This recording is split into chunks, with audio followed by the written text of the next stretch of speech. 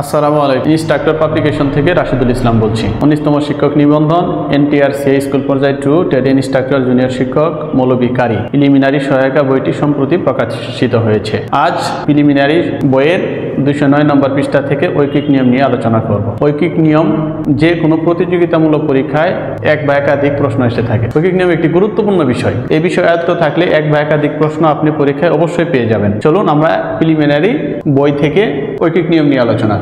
ঐকিক নিয়ম আলোচনা করতে গেলে প্রথমে আমাদের কিছু ধারণা নিতে হবে।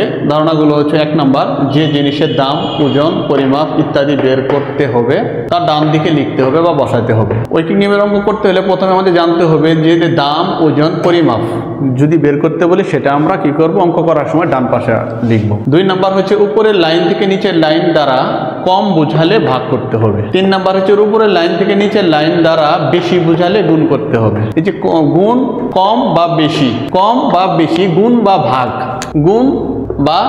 ভাগ, আমরা একটু আলোচনা করব। উদাহরণ 1, একটি কাজ 4 জনে করে 12 দিন লাগে, 1 জনে করবে। এখন 4 জন ব্যক্তি যদি কাজটা করে লাগে 12 দিন, তাহলে 1 জনে করলে তার আরো বেশি দিন লাগবে। এই জন্যই বলা হয়েছে যে এই উপরেরটা থেকে নিচেরটা কি বোঝানো হয়েছে, বেশি বোঝাইছে না কম বোঝায়, বেশি বোঝানোর কারণে গুণ। 3 জনে করবে, ভাগ হবে, কাটাকাটি করলাম 4, 4 4 16 দিন লাগবে। তাহলে অনুরূপভাবে আরেকটি অঙ্ক, একটি কাজ 10 জনে করতে পারে, 4 দিন লাগে।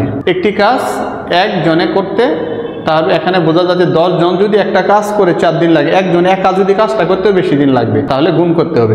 তাহলে এখানে এখানে আবার বেশি বোঝাচ্ছে, তাহলে এটা দ্বারা তাহলে 5 জনে করলে ভাগ, তাহলে এটা কাটাকাটি করলাম, এটা 2 বার 4 দোকানে 8 দিন। এই বিষয়টা আমরা যখন জানবো, এখন প্রিলিমিনারি বইয়ের 209 নম্বর পৃষ্ঠায় এখানে বেশ কিছু প্রশ্ন বিগত শুনে এসেছে।